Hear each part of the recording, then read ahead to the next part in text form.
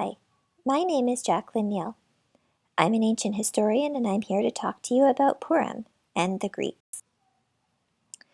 Biblical scholars have long recognized that there was a real king Ahasuerus, though there's substantial disagreement about which of the many similarly named kings he was.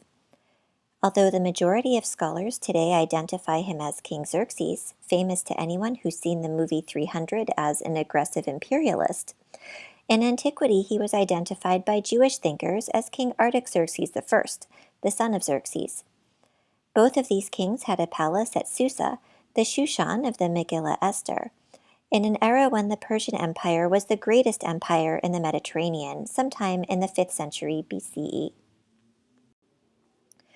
But while Esther is the hero of this story, she only gets there thanks to another woman, Ahasuerus' original favorite wife, Vashti.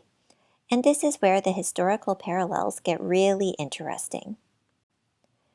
According to the Megillah, Ahasuerus was having a party with his friends and ordered his wife Vashti to dance for the party. When she refused, she was banished from the king's favor and he chose a new wife, Esther. Although we don't know anything about a historical woman named Vashti, contemporary evidence from ancient Persia suggests that royal women could be extremely powerful. Powerful enough, for example, to refuse the king's orders.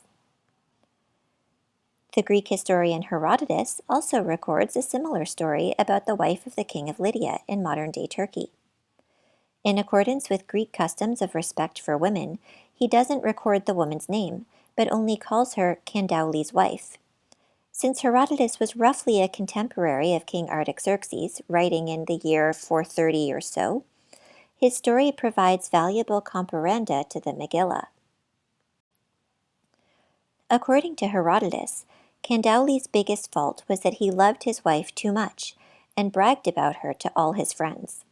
Does this sound familiar? This is what Ahasuerus does at the beginning of the Megillah. Candaules was particularly prone to brag to Gyges, his bodyguard. Gyges was always pretty subtle about his agreement, because after all, this was the wife of the king, and Candaules might be setting a trap. One day, Candaules had a brilliant idea. Gyges could hide in the royal bedrooms and see his wife naked. That way, thought Candaules, Gyges would be sure to believe him. Gyges really didn't want to do this, but Candaules insisted, and he was the king. So late at night, Gyges hid behind a door and watched as the queen undressed. And this queen was indeed beautiful.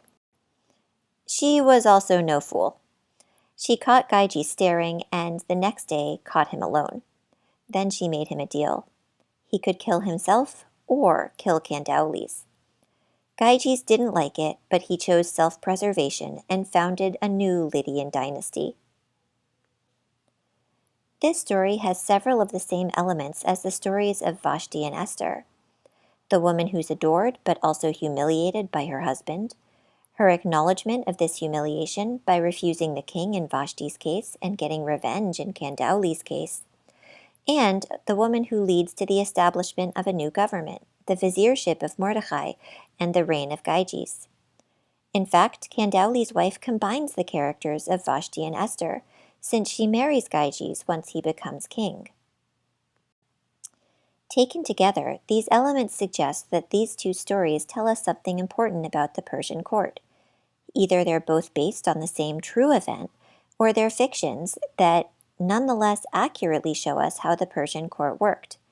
Both narratives show us how different subject nations can create their own tales about a nearby governing empire. There's lots more to say about both Vashti and the wife of Candaules, but perhaps the last tidbit I'll leave you with is the end of the reign of Gyges. In later Greek thought, particularly in Plato, Gyges gets a magic ring that makes him invisible. You might recognize this as the plot of the J.R.R. Tolkien novel, The Lord of the Rings, but that's a different story.